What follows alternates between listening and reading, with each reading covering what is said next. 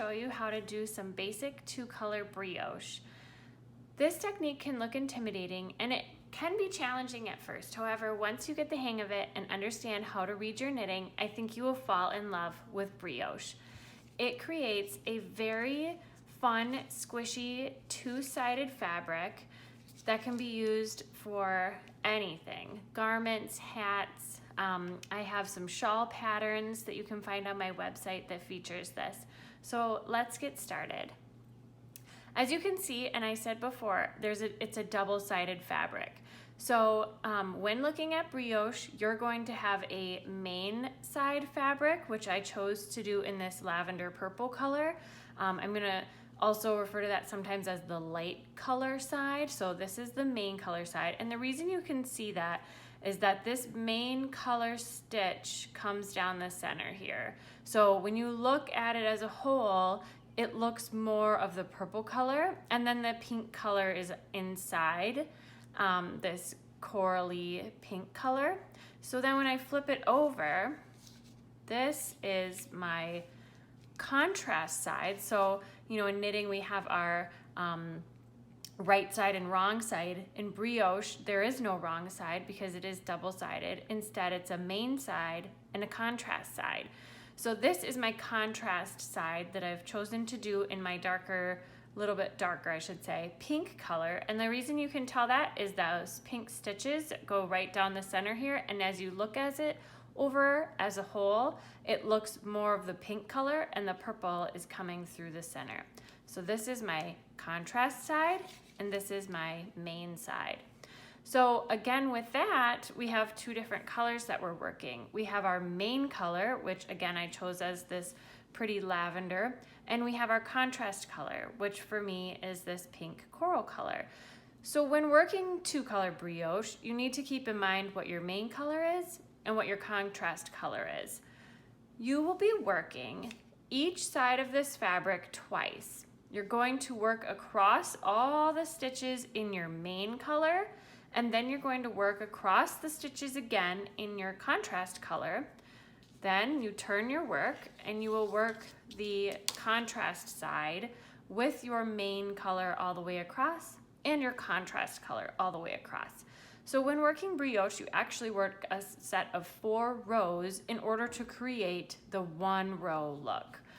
So it does take a little bit longer, but once you get the hang of it, it can go pretty quick. So what I'm going to do is I'm going to start showing you how you work your main side rows. So you're going to start with your main side rows, and every time that you go to start, you're going to see that you have both your colors on one end of your needle. It is important that you use a circular needle for brioche, and I'm going to show you why that is once we get through this first main color row. So you will find I have written up the pattern for this swatch and put it on my website. So if you'd like to read along for the directions, you can find that at whimsynorth.com. And so what I'm going to do is every time you start a new set of rows and both your colors are on one side, you're always going to begin with your main color. So even when you were working your contrast side, you will always start with your main color yarn. Excuse me. Okay, so in my pattern, it'll state to knit 1, and I'm going to start working this continental, so that's how I typically knit, and then I'll show you how to do it in English style as well. So you will knit 1, and then it'll tell you to slip 1 yarn over. So that is the main stitch, one of the stitches to create this brioche look is a slip 1 yarn over. Now you work a slip 1 yarn over 2 different ways. You work it one way if you're knitting across or brioche knitting, and you work it a different way if you're purling across. So this first row, I will be brioche knitting across as it is my main side, main color, and it'll say that in the pattern as well, so you don't have to remember that part. But when I'm going to be working a slip 1 knit 1, slip 1 yarn over, followed by a brioche knit, I work it as such when I'm knitting continental. So I like to go behind the working yarn and grab that stitch. And when I do that, it puts this little, what you call like a yarn over shawl, as brioche knitters will call it, on top of this working stitch here. So that is my slip-one yarn over, and then the next thing I need to do is a brioche knit. Some people will call it a bark this stitch. It's brk1, so bark one or brioche knit one. And all that is this is the knit stitch in the slip-one yarn over shawl from the previous row. So in order to brioche knit, all I do is I knit that stitch and its shawl together as one. So that's another thing to note when you're knitting brioche. All of these stitch slip-one yarn overs with the stitches with the yarn over shawls are counted as just one stitch. So here's 1, 2, 3, 4, 5, 6 stitches. You don't count these as 2, even though it looks like 2 stitches. You just count it as 1. So all I need to do to continue this row is to continue to repeat that slip-one yarn over, brioche knit one. So I'm going to go again behind the working yarn to grab that stitch. That creates the shawl, and then brioche knit one. Come behind and brioche knit one. Now, I learned to brioche knit English style actually first, and I find that sometimes it's easier for me to learn techniques English style because that's how I first learned how to knit. So if you were to do the slip-one yarn over, brioche knit English, here, I'm actually gonna hold the yarn like this. You would bring your yarn forward, slip the stitch, and then simply go and knit the brioche knit. Now, by doing that, you've created that shawl. So when you bring your yarn forward and slip, you don't have to rewrap your yarn, because once you have your yarn in front here and you go to knit, it automatically creates that little shawl. So just bring your yarn forward, slip, and knit. And that's how you create the slip-one yarn over brioche knit. So again, bring your yarn forward, slip, and knit. Yarn forward, slip, knit. So I kind of like, when you get into a rhythm of knitting brioche, you kind of can go through that in your head. Yarn forward, slip, knit. And you kind of go across with that in your mind, and that's all you need to do to get across the entire row. And then this last stitch you will just knit. And again, by doing that, you're creating this shawl because you already brought your yarn forward. And there is your main color, main side. Now, we need to knit this side again, but this time we're going to be using our contrasting color, which is over here. So this is one of the things with brioche knitting as to why you need a circular needle, or technically you could do it on DPNs too, double pointed needles, if you're doing a short project. You just need to make sure that you can knit from both ends of your needle. So when you go to do the contrast color on the main color side, you're simply going to slide your stitches all the way to this side, and then you can start working with your next color. One thing I always like to notice is if I forget and I want to, not look at the pattern, and I forget whether I need to be purling or knitting, many times your yarn will tell you. So here you can see my yarn is hanging in front, and that tells me that I need to be purling because my yarn will be in front when I purl. And if I were to have my yarn in the back, then I would know I would need to knit. My pattern will also tell me that this is a purl row. Another trick to remember is when you are working whichever side, the main color of that side, so this is my main color, you will be knitting with that color. So I will, with the lavender color here, I would knit this, so I'd brioche knit it. On this side, I'm going to be knitting with the coral contrasting color. So you'll see, that's another way to kind of remember, is you always are knitting on the side that you're working with that color. So because this is the contrast color, my yarn is in front, and I'm going to be working across this main color row, I know I'm going to be brioche purling. And I will show you how to do that. So I'm going to start again with continental, because that is how I normally would knit it. And the pattern will tell you to slip the first stitch, because then you can have this nice edging where it's just the one color. If you were to purl that, then you would have different colors coming through. So it'll say slip one, just slip one, you're not going to yarn over, and then brioche purl. So again, brioche purl, or burp, BRP, is just taking the stitch and it's yarn over shawl and purling it together. So you purl that, and then when you're going to, you're just going to repeat the slip one, yarn over, burp, or brioche purl all the way across. So just those two stitches in order to create this straight fabric. So to do that, on the purl side, you will need to have your yarn in front, slip the stitch, and then wrap your yarn around to make that shawl and have it back in front in order to purl. So where before, when you were knitting, you just brought it to the front and slipped it, this time you do need to keep it to the front, wrap the yarn around, and bring it back to the front. Now I'll show you that English, because sometimes I feel like it's easier to really see what's happening when you're working it English style. So here my yarn is in front because I'm purling.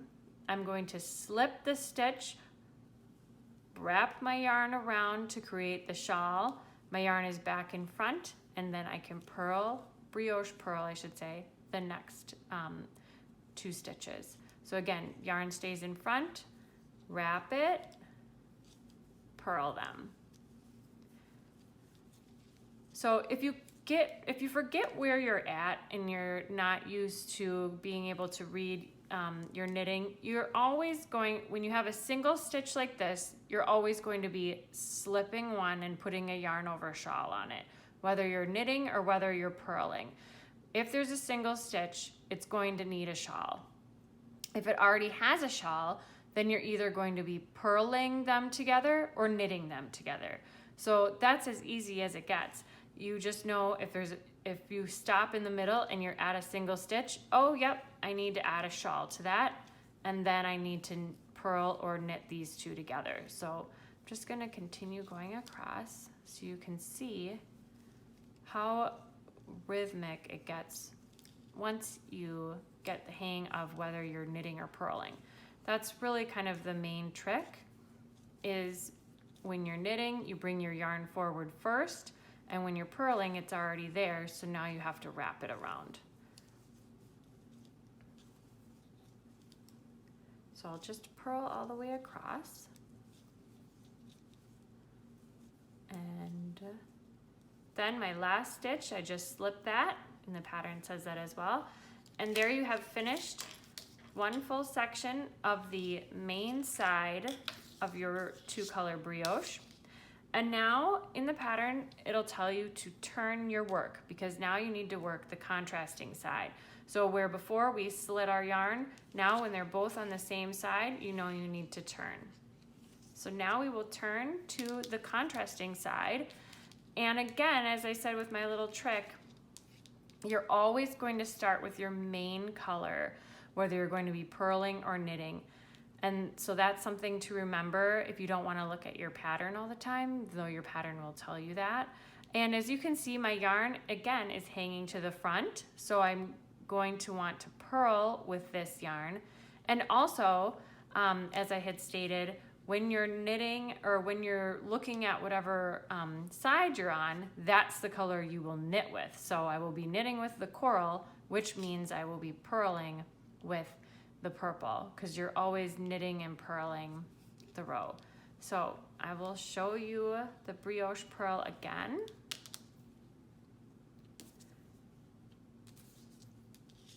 Now, with this one, because I want to keep the purple color going down, I will purl that first stitch, and the pattern will tell you that as well. And then I'm going to slip one, yarn over, so I bring that yarn around, and then purl. So slip one, yarn over, and when you get with one reason I like to knit brioche continental is that you can kind of speed things up a little bit and cheat. When I knit it English, you'll see I have to kind of like wrap my yarn all the way around and then come back for that purl stitch. When I knit it continental, I just kind of like swoop my needle underneath there, and now it's already ready to purl. So instead of having to even move my finger, I just bring my needle through the stitch, bring it underneath the working yarn, and there it's making the shawl, and then I can knit it.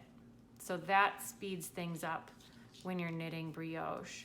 And you can see how even though you have to knit this fabric, I'm just gonna go a little faster so you can see, 4 times, you can knit it pretty fast once you get into the rhythm of grabbing that yarn over shawl and then purling the next stitch. Now again, I need to go and knit my contrast color, so I will slide across, and my contrast color is in the back. It also is the color that I'm looking at, which means I'm going to be brioche knitting it. So I slip that first stitch, and then I will knit these two together, brioche knit those. And see how this shawl kind of like got over here and they're a little mixed up? That'll happen sometimes. And all you need to do is just kind of pull it down so you can see that stitch there. If you kind of go along, as you go along, you'll start to see the fabric will even out a little bit more, even if it looks a little kind of not straight up top here. So now I'm going to be brioche knitting. So again, I'm going to show you my continental cheat, as I would say, to make it a little bit faster. And that is, I keep my yarn in the back the entire time. So when you're English knitting, you bring it to the front, and I'll show you that. So when you're knitting English style, you have your yarn here, you bring it around to the front so that you can slip one and then knit, creating that yarn over shawl. But when you're knitting continental, you can go a little bit faster, because instead of bringing my yarn to the front, I just bring my needle behind my yarn and into the stitch to slip it purlwise here, and it creates that yarn over shawl just by going behind the yarn, and then I can knit the next stitch. So I go behind the yarn, it's not behind my needle, and knit. So I'm gonna slip one yarn over, knit. I'll show you that a little bit faster here again.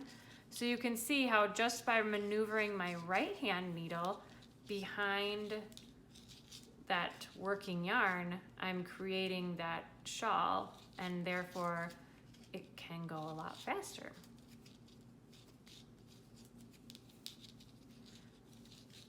I'll finish the end of this row here, and then I'll show you. Now, as you can see, it kind of looks a little sloppy here. Like there's some, looks like some of these are choking those. All you need to do is just kind of pull down on the fabric a little, and as you knit the next side, these will all fall into place and they will even out, and you'll continue to have this beautiful fabric.